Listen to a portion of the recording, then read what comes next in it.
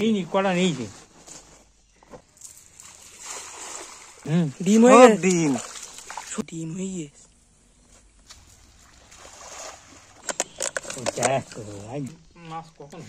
আজকে আমরা যাচ্ছি মাছ ধরতে দুয়াই। তো আমরা সামনে আছে দাদু আর আমি আছি, দাদুর হাতে কিন্তু একটা জাল আছে আর এরকম আমার পিটি কিন্তু একটা জাল আছে, এই যে জাল। দুজন যাচ্ছি, চারজন যাচ্ছি, দুজন না চারজন যাচ্ছি, গিয়ে এখন কিছু খাওয়ার মাছ ধরবো। তো দেখতে থাকো, আশা করি ভালো লাগবে। তারপর আমরা দুজন কিন্তু চলে আসলাম পুকুরের ধারে, গিয়ে প্রথম খ্যাপ কিন্তু আমি সামনাসামনি দিয়ে দিলাম আর দিয়ে কিন্তু দাদু অন্য জাল দিয়ে আর একটা খ্যাপ দিয়ে দিল। আর এই আমি যে প্রথম খ্যাপ দিয়েছি আর এই খ্যাপেই কিন্তু একটা ছোট্ট করে বাটা মাছের ঝাঁক পড়ে গেছে।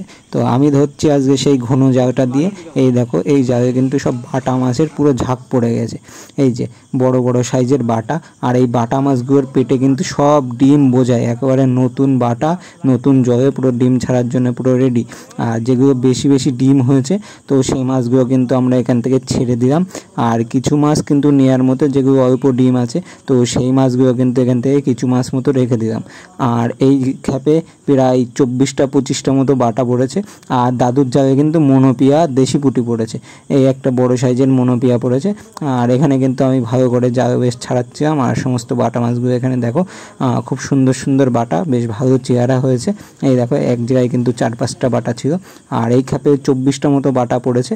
আর তারপরে কিন্তু আমার আর জালে খুব একটা মাছ পড়েনি, আর দাদুর জালে কিন্তু খুব ভালো মাছ পড়েছে। তারপরে মেন আমরা এই বাটা মাছগুলো রেখেছি আর দেশি পুঁটি রেখেছি, আর তো এই তেলাপিয়া মনোপিয়া হয়েছে, এই মাছগুলো কিন্তু আমরা রেখেছি। আর এই খ্যাপে দুটো সিলভার কাপ পড়েছিল, তো সিলভার কাপগুলো একদমই ছোট ছোট, সেই জন্য কিন্তু আমরা সিলভার কাপগুলো ছেড়ে দিলাম। আর এদিকে কিন্তু দাদু জাল আবার রেডি করে এই সামনেটায় জাল ফেলে দিল। আর এই খ্যাপে দাদুর পড়েছে বড় সাইজের একটা মনোপিয়া।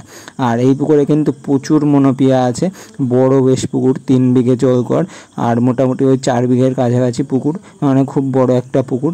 আর এখান থেকে আমরা খুব একটা বেশি মাছ ধরিও না, মাছ মোটামুটি এখান থেকে চুরি হয়ে যায়, আর পুরনো মাছ নেই বলতে গেলেই চলে। এবারের খ্যাপে কিন্তু দাদুর জালে বেশ অনেকগুলোই মাছ পড়েছিল, সিলভার কাপ, রুই মাছ, মনোপিয়া, সব রকমের মাছ পড়েছে, দেশি পুঁটিও পড়েছে। আর এই ছোট সিলভার কাপগুলোকে কিন্তু ছেড়ে দেওয়া হলো, আর একটা বড় সাইজের মনোপিয়া কিন্তু এখানে পড়েছে। এই দেখো এই যে সেই বড় মনোপিয়াটা, এখানে কিন্তু এই বড় মনোপিয়াটা আমরা রেখেছি। আর এই রুই মাছ ছিল একটা, রুই মাছটাও কিন্তু রাখা হলো, এই যে মনোপিয়াটা রাখা হলো।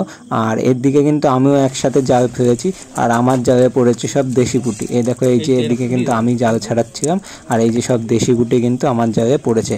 আর তারপরে কিন্তু জালটা ছাড়িয়ে আবার দুজনে কিন্তু চলে আসলাম জাল নিয়ে। আর এদিকে কিন্তু আমি একটা খ্যাপ দিলাম আর দাদু কিন্তু ওদিকে আরেকটা খ্যাপ দিল, পাশাপাশি মোটামুটি দুজন একসাথেই খ্যাপাচ্ছিলাম। আর আমার জালে মেন উঠেছে সব দেশি পুঁটি, যেহেতু ঘন ভাষা সেই জন্য সব দেশি পুঁটি উঠছে। এই দেখো দেশি পুঁটি উঠেছে। আর ওদিকে কিন্তু দাদুর জালে বেশ ভালোই মাছ পড়েছে। তো আমি কিন্তু ওদিকে গিয়ে দেখে এই দেখো আবার মনোপিয়া পড়েছে, এই যে বড় সাইজের একটা মনোপিয়া কিন্তু দাদুর জালে পড়েছে। আর জাল উল্টাতেই দেখি আরও কিন্তু মাছ পড়েছে, মৃগেল মাছও পড়েছে এই খ্যাপে। এই খ্যাপে বেশ অনেক মাছ পড়েছিল। আর এই দেখো এই যে একটা রুই মাছ আর ফুই মাছ পড়েছে, আর সঙ্গে তো দেশি পুঁটি আছেই। প্রত্যেক খ্যাপে প্রচুর পরিমাণ দেশি পুঁটি উঠছে, 8টা 10টা 15টা, আর প্রত্যেক দেশি পুঁটির পেটে কিন্তু ডিম আছে। আর এই যে ফুই মাছ, এই ফুই মাছে কিন্তু এই পুকুরে অনেক আছে, উপুস নিচ্ছে দেখা যাচ্ছে। জাল ফেলছি কিন্তু ফুই মাছ উঠছে না, তোলা যেহেতু সমান না, হয়তো ডালপালা আছে সেই জন্য কিন্তু ফুই মাছ হয়তো বেরিয়ে যাচ্ছে। তারপর কিন্তু দাদু আবার জাল রেডি করে এখানে আরেকটা খ্যাপ দিল। আর এখানে কিন্তু আমি আর খ্যাপাইনি, দাদু কিন্তু একাই এখানে খ্যাপ দিয়েছে। আর এবারের খ্যাপেও কিন্তু দাদুর প্রচুর মাছ পড়েছে।